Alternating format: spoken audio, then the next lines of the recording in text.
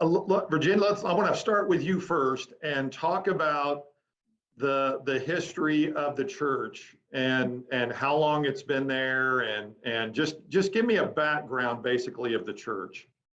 Well, originally the church was first established in a schoolhouse in 1868. In 1872, they built Oakley Chapel in the corner of Promenade and Walnut. And a few years ago, we moved the church location. But prior to that, the church burned in 1896.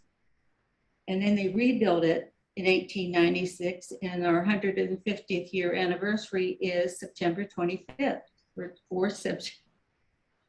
So you're coming up on a big milestone then. Yes, we are. Lisa and David, I want to talk to you about being church members. You've been there for quite a while. What's the church like? Say for us, it's been a small, comfortable, friendly, loving, accepting church environment. It's where we raised our 5 kids, have a very active youth group and children's program, and it's been a good place for us as well as members of our family. David's parents have been members there for over 30 years and have been part of the church building and expansion through multiple efforts. Leslie, same thing for you as well. Church member, what's it like for you there? It is the most loving, kind church I've ever been to. You're accepted the minute you come in. You're accepted no matter what. It doesn't matter your past, anything like that. It's a very loving church. It's a family. It's like pastors change, but our family stays together. It's a second family to us.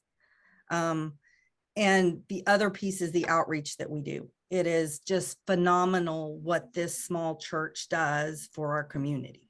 I'm going to talk to Pastor Mike about that in a second, but David, tell me your thoughts about the church. You've been going there for quite a while. Yes, I've always felt very welcomed. When I started going, I was a single father with 4 children. And of course, my mother and father were going there at the same time. And so they were obviously a big support, but I actually was introduced to Lisa by a lady from church that had started as her executive secretary. So the church really has a lot of ties for me with my whole family. And then in some of the expansions, my father was actually doing some of the labor with doing in the buildings. So it's a very special place in my heart. Mike, let me get to you for a second. And you say you've been there not a very long time. Tell me what your thoughts are in pastoring this church. I've been here. This is the end of my 3rd week, and I know when we first moved here, of course, we knew the church. We'd seen the location. It's right, in a very important business part of Rogers, probably at the intersection of 2 of the most important streets, most busy streets in Rogers. So I knew the location, but didn't know much about the church. And as we began preparing and reading and talking to some of the church members, it was very contagious, this feeling of ministry that they have, the outreach that they have in the community. And I felt like, what a great location for ministry. It's on a, this next week we're doing a backpack ministry, a back to school bash. And, we just put a sign out front and that's advertisement. Of course, we use social media to promote our events, but it's just so noticeable that I just knew that the ministry and mission of this church was just had no limit. And I'm excited to be a part of this. Leslie brought it up. The outreach is I want you to speak of the outreach that she talked about. What does all that entail? Well, one of the things that we really feel like, and it's sort of unusual to talk about a community, because when you talk about a community, you're usually talking about houses, residential areas. Well, our community has a little bit different makeup, but we feel like we are an important part of this community. And what I mean by that is that we offer programs. We offer hope and encouragement to individuals and families. Some of the things that we do, we have once a month have a community meal where people can, with the pandemic, people are driving up now. We're not sure, we may change the format of that, but on a drive-through format, we provide people once a month a complete meal as they drive through. We have a blessing box, which is a continual resource for families that are experiencing food scarcity. It's filled a few times a day. It's non-perishable food. As I mentioned, the Back to School Bash is the end of this month. We will be providing over 300 backpacks that will be filled with school supplies, food, with snacks, and it gives us an opportunity to address some needs in that area. Just real quickly, a couple other things. Angels Among Us is an organization that is part of who we are and provides lamp blankets and prayer shawls. We've been involved in helping victims who are people who are victims of sex trafficking by providing them hope and some practical resources. We provide temporary housing, overnight housing for individuals who come our way. Just this morning, I had a couple of phone calls from people that were in need. So it's this effort that we have to connect to the community. And what I think, or the exciting part that I'm excited about being a part of this church, is that we can make a difference in this small way of touching people. The important thing, I mean, we talked about some real practical things, but and all of these people on this call and the entire congregation knows that providing food and resources and school supplies is just an inroad to a relationship. And I've participated in actually one community meal since I've been here, and the people that come through, the people of this congregation know those people by name. And so it's not this individual or family out here that has no name or is just a number. These are people that we know by name that come through that we have a connection and a relationship with. Yeah, listening to the folks on this call, you can really feel that. I want you to briefly talk about the situation that you're in now, that is the future of the church uncertain right now, and why is that, and what's being done to take care of that?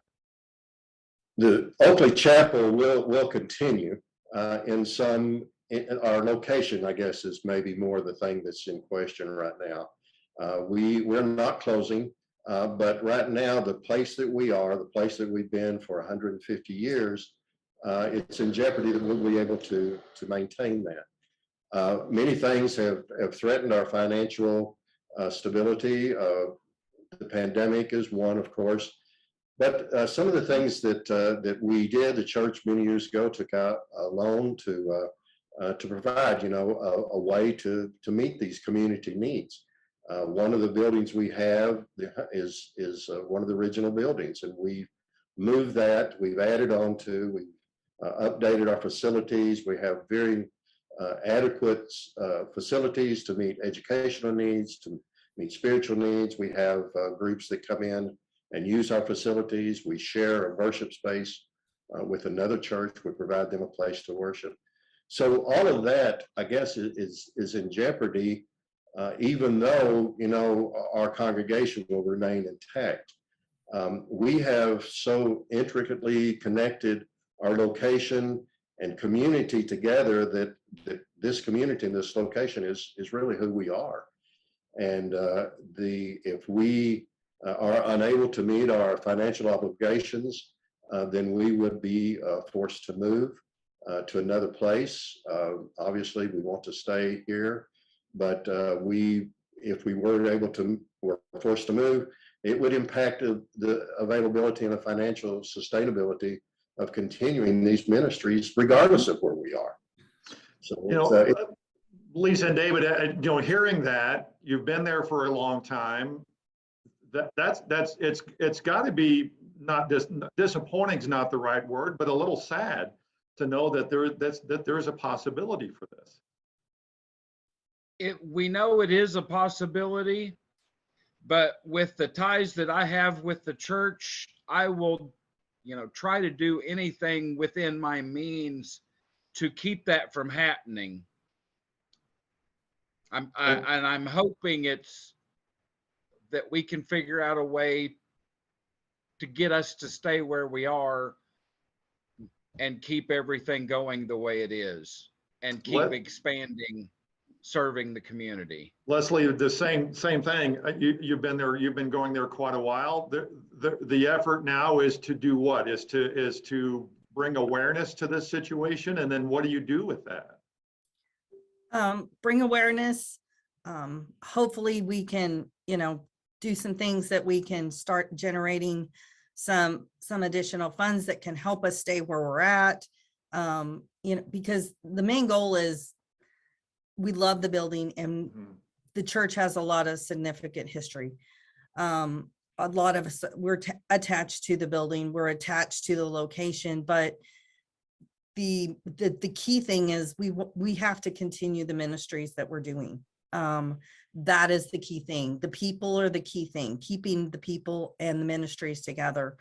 But having the building is going to be the best thing that we can do to do that, is to have that location, that it's a central location that people can get to, that a lot, because a lot of the people that we help maybe, people that are having hard times, or even the homeless, and the location is key for the homeless because they're close to that location. And that's the key thing is the people. I mean, we need to stay open for the people, and whatever we can do to raise funds is what we're trying to do.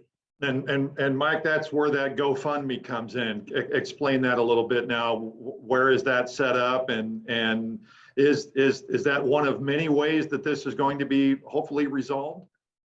We have already, prior to this, and actually prior to me coming, the church has looked at the financial obligations, the financial resources, made some adjustments, cut some areas, cut salaries. We reduced a lot of our services. So I want to be upfront that we're not asking for assistance when we have not already tried our best.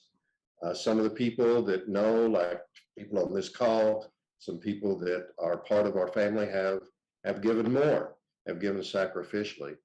And we wanted really the GoFundMe account to be an opportunity for our community, not just our church, but the community that we serve, not necessarily the people we're talking about, but the businesses, the people of other churches perhaps, to say, that this is a ministry we want to share in, we want to be a part of it, and to support through the GoFundMe account to support this ministry financially.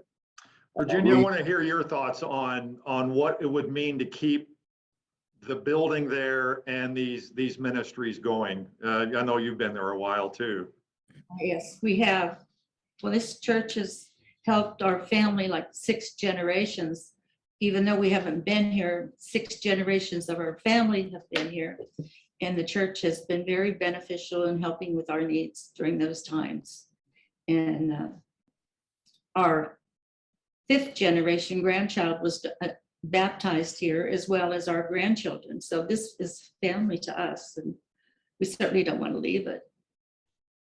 Where can we find more information about the church itself and the GoFundMe? Our website, oakleychapelumc.org, contains information about what we were just talking about. Also has information about the GoFundMe account. Is that active? I'm looking to Norma. So it is up and ready. Our Facebook page contains information about the GoFundMe account, and also people are able to give through Venmo, and there's instructions on our website if people would prefer to give that way. This is just the beginning. We're looking at some other areas, some other fundraising activities. We have a group that's made up of a committee within the church that will begin next week looking at opportunities that we have to raise money other ways. But we feel like this is a way to connect with the community that we serve in and allow others to be a part of what we're doing.